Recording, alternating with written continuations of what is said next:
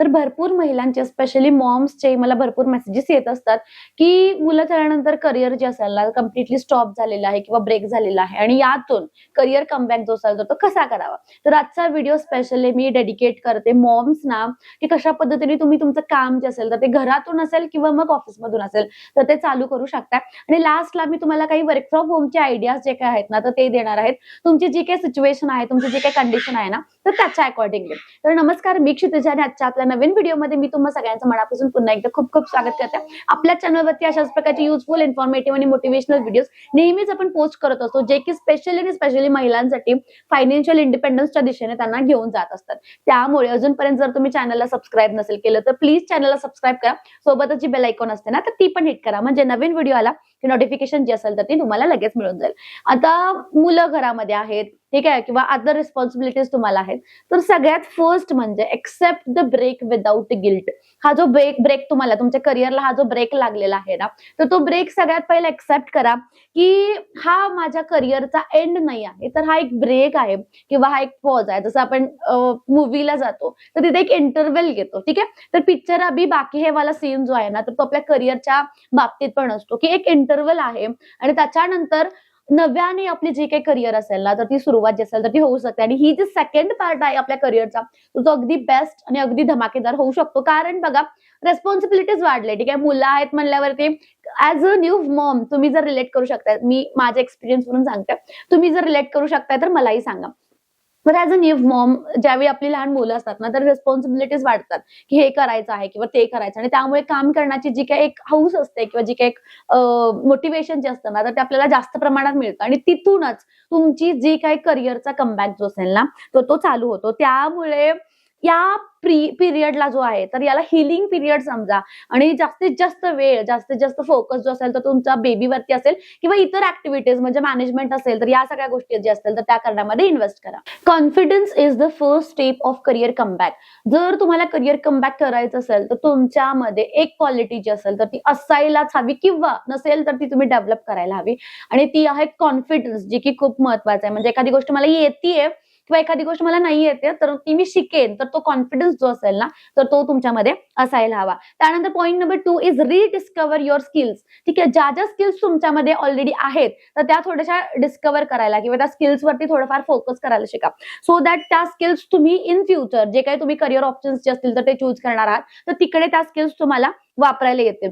तर कोणते स्किल्स मला येतात, कोणते स्किल्स असे आहेत की जे की सध्या खूप जास्त इन डिमांड मध्ये आहे, तर याच्यावरती थोडंसं फोकस करा. आणि सगळ्यात इम्पॉर्टंट टिप म्हणजे एखादी बुक असेल किंवा एखादी डायरी जी असेल ना तर ती मेंटेन करा, सो दॅट सगळ्या गोष्टी इझिली तुम्ही लिहून काढताय. कारण इथे ज्यावेळी आपण करतो ना तर ऑलमोस्ट आजच्या गोष्टी अर्ध्या उद्याच्या वेळेला विसरलेल्या असतात. त्यामुळे ज्यावेळी तुम्ही एखादी बुक मेंटेन करता तर खूप जास्त बेटर राहते. किंवा आता सध्या स्मार्टफोन्स आहेत तुमच्याकडे, नोट्स असतात, स्टिकी नोट्स असतात, तर भरपूर गोष्टी तुमच्याकडे फोनमध्ये इनबिल्ट असतात. डायरी सुद्धा फोनमध्ये तुम्हाला मिळते, त्यामुळे तुम्ही डिजिटल डायरी जी असेल ना तर ती सुद्धा प्रेफर करू शकता. तर कोणते स्किल्स तुमच्यामध्ये आहेत, जसं की तुम्ही छान पद्धतीने कम्युनिकेशन करू शकता, टेलिकॉलिंग असेल, बॅक एंड ऑफिसचं काम असेल तर ते तुम्ही चांगलं करता, तर अजून जास्त मग ग्रो करायचा कसा आपण प्रयत्न करतो तर त्या तुमच्या स्किल्सच्या अकॉर्डिंगली आपण पुढचे जे काही प्लॅन्स असतील ना तर ते ठरवू शकतो. कॉन्टेंट क्रिएशन तुम्हाला येतं करता, किंवा मग जर येत नसेल ना तर शिका.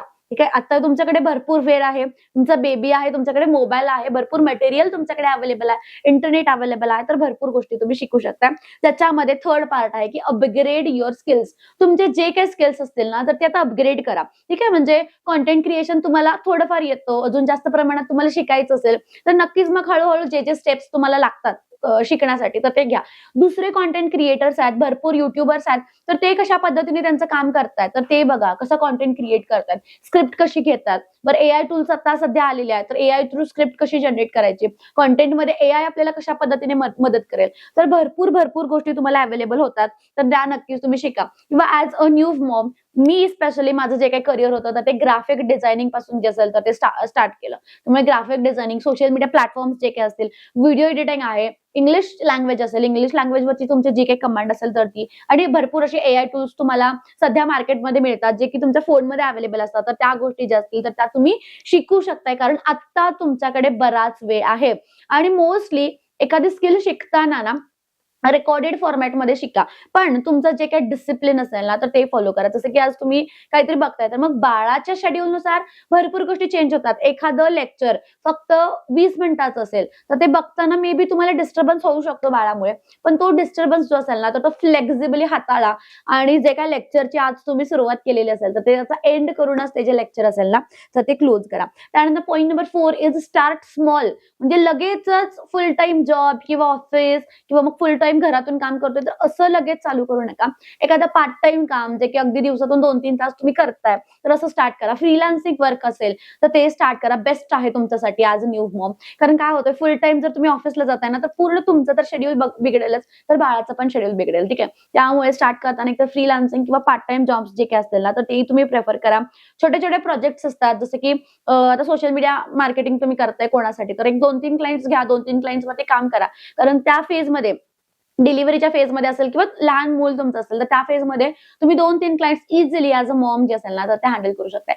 ग्राफिक्स कोणाला लागतात तर ते तुम्ही इझिली आज जर एखाद्याची ग्राफिक्सची रिक्वायरमेंट आली की असा असा फोटो बनवून हवाय तर तो इझिली तुम्ही संध्याकाळपर्यंत किंवा उद्या सकाळपर्यंत पाठवू शकताय. तर तेवढी डेडलाईन जी असेल तर ती तुम्ही मागून घ्यायला हवी.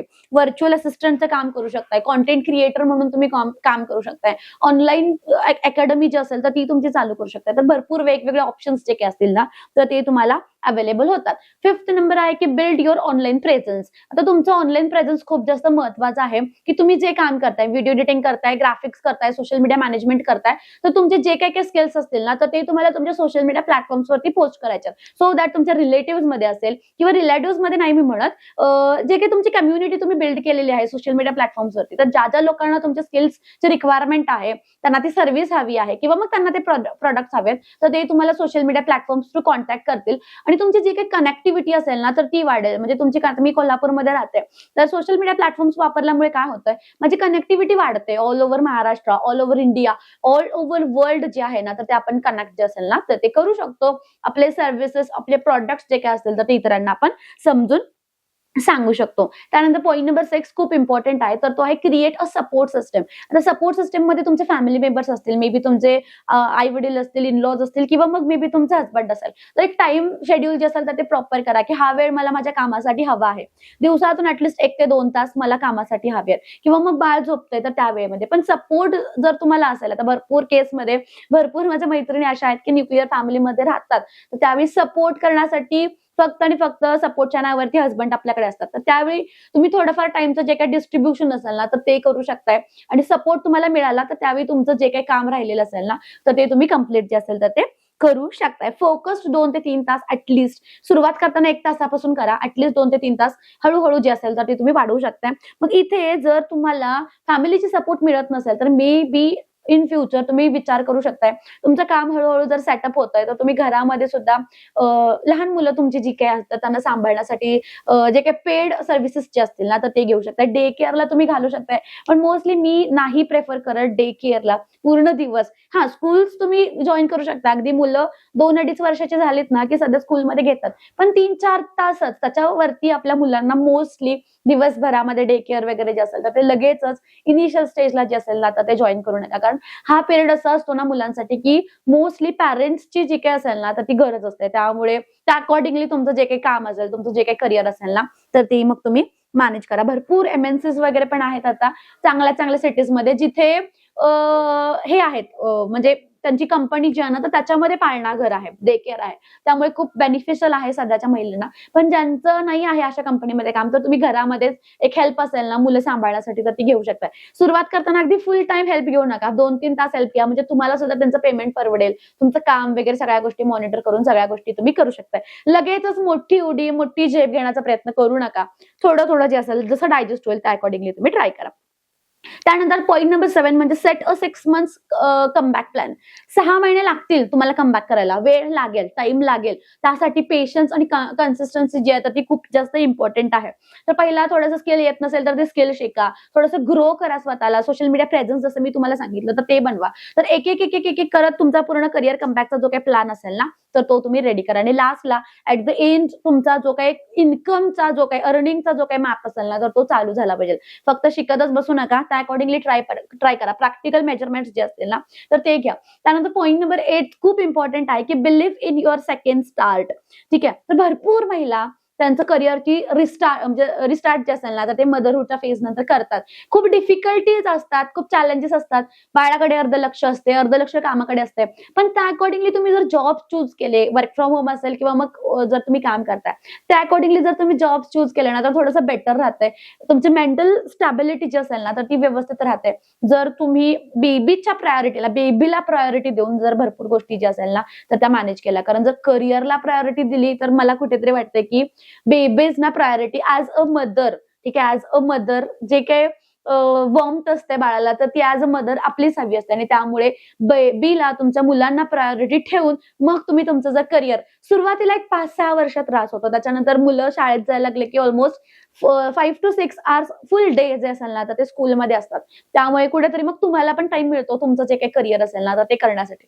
सुरुवातीची जे काय प्ले स्कूलचे म्हणजे 2, 3, 4, 5 वर्षापर्यंतचा जो काही वेळ असेल ना, तर तो थोडासा आपल्यासाठी कठीण जो असेल, तर तो नक्कीच जाऊ शकतो. आणि या व्हिडिओच्या माध्यमातून मला हेच सांगायचं आहे की कॉन्फिडन्स ठेवा तुमच्या स्वतःवरती, तुमच्या स्किल्सवरती, तुमच्या ॲबिलिटीवरती, कॅपेबिलिटीवरती किंवा तुमचे जे काही स्किल्स आहेत त्याच्यावरती. कारण मी माझं पर्सनल एक्सपिरियन्स थ्रू सांगते. ॲज अ मदर, ठीक आहे, आई झाल्यानंतर भरपूर गोष्टी ना आपल्याला नव्याने सुरुवात असते. म्हणजे मी माझ्या केसमध्ये तुम्हाला सांगते की डिलिव्हरी झाल्यानंतर मी फर्स्ट टाइम मी 6th स्टँडर्डला असल्यापासून सायकल चालवते. त्यामुळे गाडी मी चालवते, टू व्हीलर मी चालवते. पण आई झाल्यानंतर पहिल्यांदा ज्यावेळी मी गाडी घेतली, माझ्यासोबत माझं बाळ नव्हतं, मी एकटीच होते. भरपूर गॅप नंतर मी टू व्हीलर हातामध्ये घेतली, स्कूटी घेतली हातामध्ये. तर माझे हात अक्षरशः असे थरथरत होते, अक्षरशः असे कापत होते. तर हेच मला तुम्हाला सांगायचं आहे की ही आपली नवीन सुरुवात असते. सगळ्या गोष्टी जरी आपल्याला येत असतात ना, तरी सुद्धा असं वाटतंय की कुठेतरी हे सगळं नव्याने आपण शिकतोय आणि नव्याने या सगळ्या गोष्टी चालू होते. कारण तो ब्रेक झालेला असतो आणि कुठेतरी मग भीती, दडपण, भरपूर गोष्टी असतात. कारण आपल्यावरती आता रेस्पॉन्सिबिलिटी आहे. त्यामुळे सगळ्या ज्या काही न्यू मॉम्स आहेत, तर त्यांच्यासाठी मी सांगते की ज्या काही पोस्ट पार्टम डिप्रेशन मधून वगैरे जर तुम्ही जाताय ना, तर कुठेतरी तुमचं स्वतःचं करिअर, फॅमिली, घर या सगळ्या गोष्टी जर तुम्ही व्यवस्थित बॅलन्स केल्यात, स्वतःसाठी थोडा वेळ दिला, तर नक्कीच तुमच्यासाठी भरपूर गोष्टी ज्या असतील ना, तर त्या पॉसिबल होणार आहेत. आता आयडियाज काय म्हटलात की घरातून वर्क फ्रॉम होम करायचं, तर ग्राफिक्स आहे, सोशल मीडिया मॅनेजरचं तुम्ही काम करू शकता. लास्ट व्हिडिओ एक डेडिकेटेड मी बनवली होती की युट्यूब स्ट्रॅटेजिस्ट तुम्ही होऊ शकताय. बिझनेस डेव्हलपमेंट, टेलिकॉलिंगसाठी तुम्ही हेल्प करू शकताय. व्हर्च्युअल असिस्टंट, जे की 1-2 तास डाटा एंट्रीचं काम असेल, एक्सेलमध्ये काही एंट्रीज वगैरे करायचे असतील, तर हे काम, अशा पद्धतीची छोटी छोटी कामं जी की दिवसातून 2-3 तास मध्ये करू शकतोय आपण. तर अशा प्रकारची जी काही कामं असेल ना, तर ती तुम्ही चालू जी असेल तर ती करू शकता. आता जर तुम्हाला ग्राफिक्स, सोशल मीडिया, AI या सगळ्या गोष्टी शिकायच्या असतील, तर स्पेशली महिलांसाठी गुढीपाडव्यानिमित्त स्पेशल ऑफर्स आपल्याकडे चालू आहेत. 1500 रुपयामध्ये 3 कोर्सेस, ग्राफिक्स, सोशल मीडिया आणि AI, आणि अजून भरपूर कोर्सेस आहेत ज्याच्यासाठी सुद्धा वेगवेगळे ऑफर्स चालू आहेत. तर 17 मार्च पासून बॅच चालू होते AI ची. मी तुम्हाला रिक्वेस्ट करते की AI चा जो काही आपला वर्कशॉप आहे, एका दिवसाचा फक्त आणि फक्त 150 रुपयाचा आहे. तर AI चा जो काही वर्कशॉप असेल ना, तर तो ऍज अ न्यू मॉम तुम्ही कंपल्सरी अटेंड करा. कारण भरपूर वाटा फुटतील, भरपूर ऑप्शन्स तुमच्यासाठी अवेलेबल होतील तुमच्या करिअर रिलेटेड, जे की तुम्हाला तुमच्यासाठी खूप जास्त बेनिफिशियल असू शकतात. त्यामुळे 17 मार्चला आपला AI चा वर्कशॉप आहे, तर तो अटेंड करा, अजिबात विसरू नका. जर लाईव्ह अटेंड नाही करता आला, तर रेकॉर्डिंग तुम्हाला जे असेल ना, तर ती दिली जाणार आहे. त्यामुळे प्लीज तो जो वर्कशॉप असेल ना, तर तो अटेंड करा. मी स्पेशली हाऊसवाईफ साठी, मॉम साठी जो आहे, तर तो डिझाईन केलेला आहे. हा व्हिडिओ कसा वाटला, पुढचा व्हिडिओ कोणत्या टॉपिक वरती तुम्हाला हवाय, तर ते मला कॉमेंट करून नक्कीच सांगा. Thank you so much for watching. Keep supporting. Bye.